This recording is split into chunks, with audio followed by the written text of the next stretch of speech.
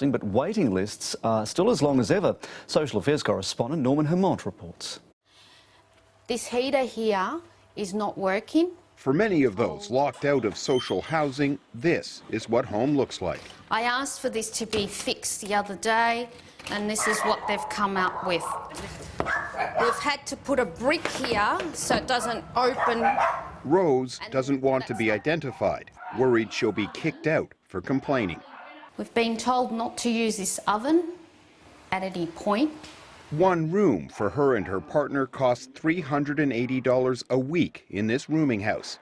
Like nearly 200,000 of the poorest Australians, they're on the waiting list for subsidised social housing.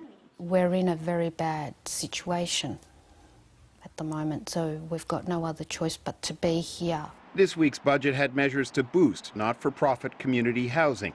Cheap loans through something called a bond aggregator and $1 billion fund for housing infrastructure. Really good start in the budget, very encouraging. The bond aggregator is going to be a really useful tool, but it's not the entire answer. In fact, advocates for the homeless say it doesn't go nearly far enough to solve what is an enormous problem. We need to be remembering that there are very poor people at the moment who aren't able to access social housing and who are really struggling to access the private rental market.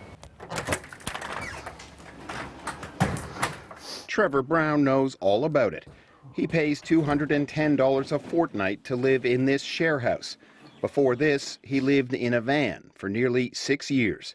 The public housing wait for him is so long, he didn't even bother to go on the list. I was going to be 15 to 17 years. It's very, very tough, and the fact is that, the music stops and there's a lot of people that don't get a chair. His own home is as far away as ever. Norman Hermont, ABC News. The sister of the convicted drug